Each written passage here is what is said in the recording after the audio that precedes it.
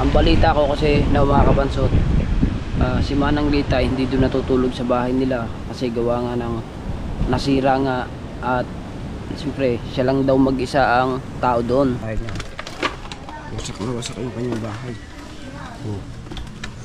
Yan, dahil sa bagyong Guring.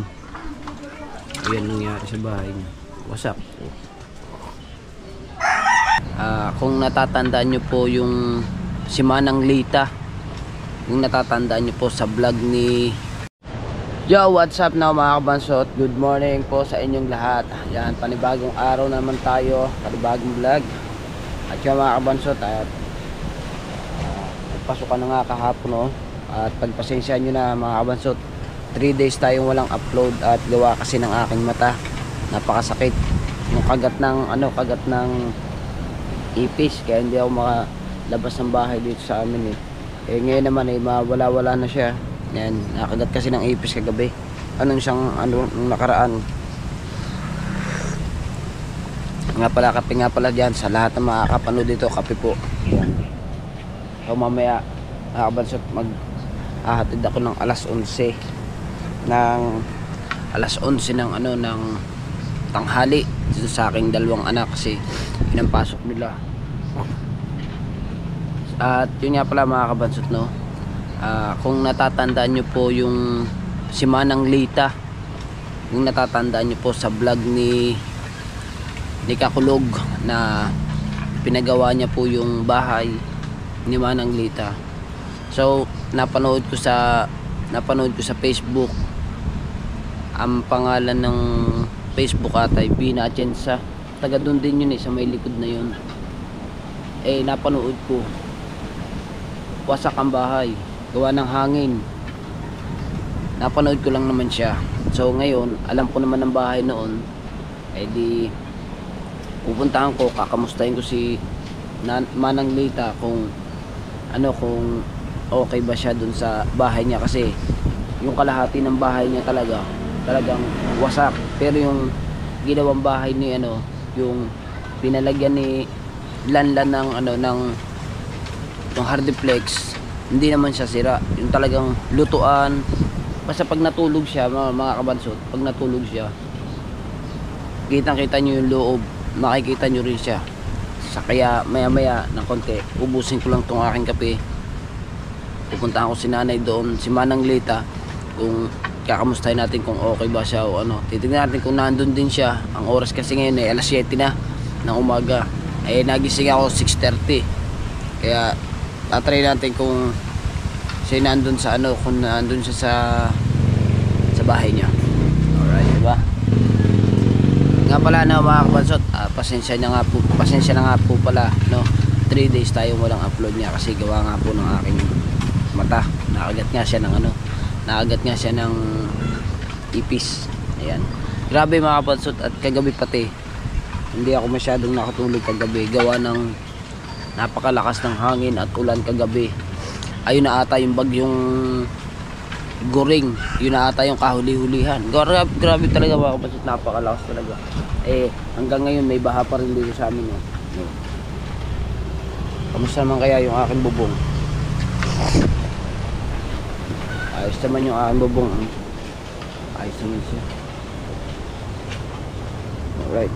So mga kabansot, update na lang ulit sa mga kasunod ng vlog na to. At pupuntahan ko mamaya dun si Manang Lita.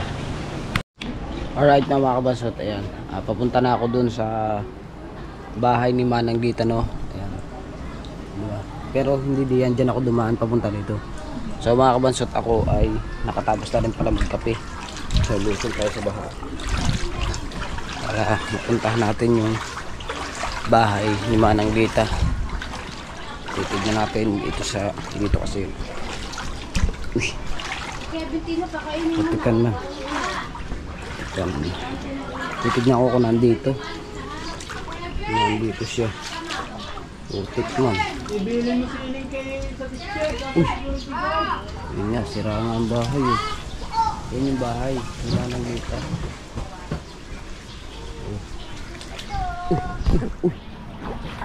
Ito.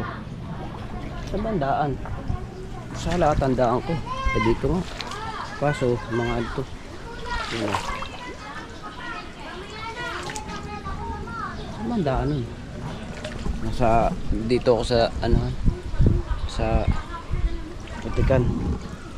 Tignan ko lang kung dito yun. Ari nga yun, ayun yung bahay nyo. Ayan, ito yung pinagawa nilang Langkulog. Ito kasi wala ito dati. Itong ano na to. Itong mga dito mga tinik na to. Ayan. Kapit lang muna tayo. Kapit.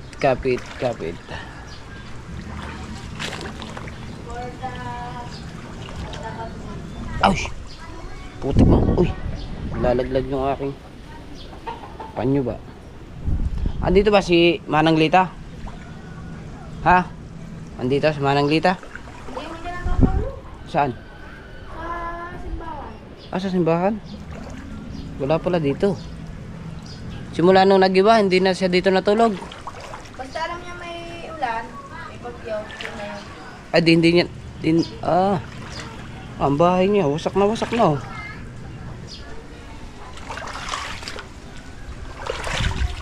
Wala palang tao dito. So, nandun daw sa may simbahan, natutulog yun. Sa ngayon. Dahil, yun nga ang nangyari sa bahay niya. Wasak yung kanyang bahay. Oh. Yan, dahil sa bagyong Guring. Yan nangyari sa bahay niya. Wasak. Oh.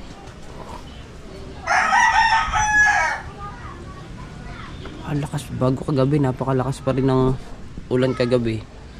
Kaya lalo pa siguro nawasak to. Wasak na wasak. Ito kasi yung pinagawa ni Lanlan, itong ano na to, itong hardiplex na to, ito yung pinagawa. Ito hindi naman na rin na pagawa ni kasi ito lang naman kasi yung sira noon. Ito ari yung rights. So yeah mga kabansot, may sounds lang. Update na lang ulit, no? At hanapin ko si Manang Lita kung nasaan. Alright na mga kabansot, ayan, bali si Manang Lita ay wala dun sa kanyang bahay, no? Baka yun ay nasa simbahan pa. Ang balita ko kasi na mga kabansot, si Manang Lita hindi dun natutulog sa bahay nila kasi gawa nga ng nasira nga, at siyempre siya lang daw mag-isa ang tao doon. Sabi ng mga kapitbahay niya doon, siya lang daw mag-isa.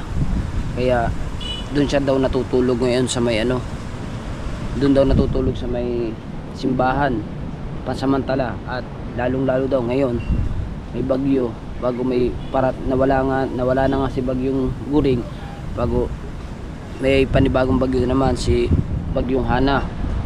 Kaya hanggat hindi daw nainit, ang sabi ng mga taga roon, hanggat hindi pa raw nainit, hindi raw uuwi yung matanda. Ang alam ko siguro nasa mga 70-80 plus na yon, mga ganun.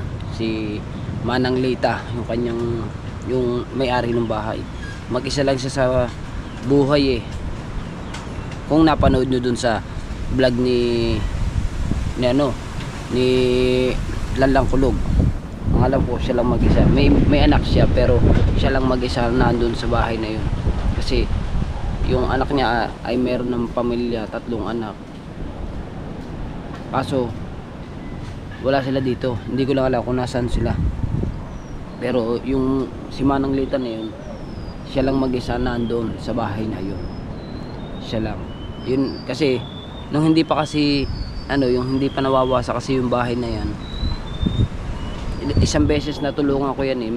May buhat-buhat siya na timba na may laman tubig. Tinanong ko kung saan dadalhin yung timba na yun. Doon daw sa kanila. Kaya ako ang bumuhat. Kaya ako nasabing mag-isa lang mang siya sa bahay na yun. Nung hindi pa nag-uulan, nung maaraw pa at wala pang baha na yan, doon kaya natulungan kasi pupunta ako doon sa kapatid ko, sa kuya ko, ay sakto nagkasabay kami magpapunta ron. Kaya binuhat ko na yung kanyang binubuhat. Kaya kahit doon tulungan ko siya. At ngayon naman nahanap ko siya, ay wala nga daw, nasa may simbahan. So nandun pa kasi yung simbahan, sa may kanto pa yun. Kaya hindi ko siya, baka tulog pa rin kaya hindi, mamaya siguro titignan natin mamaya i-update ko uli kayo kung naandun kung siya pupunta dun sa bahay niya, i-update ko kayo. Pero kung hindi naman, edi sa ibang araw ko na lang kayo i-update para dun sa bahay ni Manang Lita. Pero sana pumunta siya dito para ma-update ko kayo, no? So ayan na mga kabansot, pali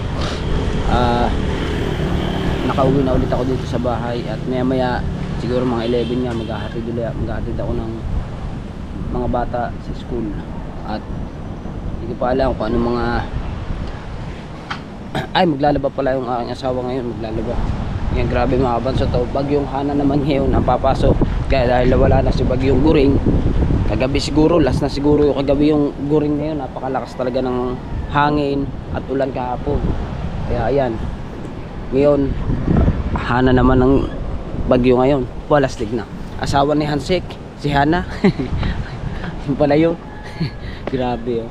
Ayan, oo, di ba? Hangin, hindi pa rin na dito yung baha, hindi pa rin nawawala yung baha dito sa amin. Pero kaunti na lang siya. Kaunti na, hindi na gasinong malaki siya, diba? Alright, ayan, update ulit na mga kabansot. Alright na mga kabansot, ayan, diba sabi ko sa inyo, hanapin ko si Manang Lita, no? Pinuntahan ko siya dun sa may simbahan, at ako'y nagmotor na para madali. Pinuntahan ko siya dun, wala naman siya dun sa may simbahan.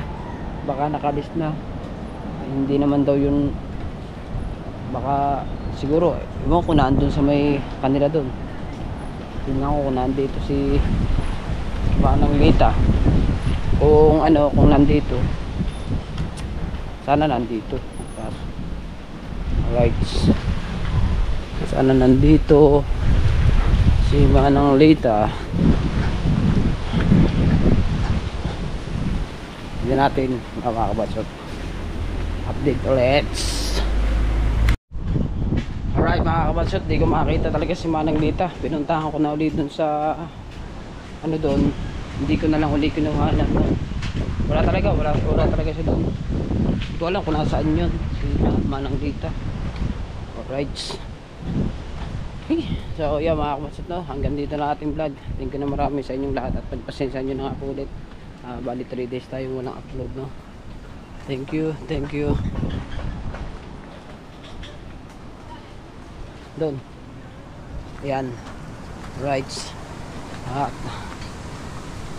oras na para magpaligo ng mga bata at kapasok na sa tala. Ayan, at mga aking asawa ay nag-aanlaw pa, naglalaba pa. Naligo na pala. So iahatid ko na lang siya. I love you all po sa inyong lahat, sa mga ninong at ninong ko. Bye bye, see you next vlog. I love you all. Bye bye. At siyempre kay Idol Japper Sniper sa Agravante family, I love you all. Again, bye bye.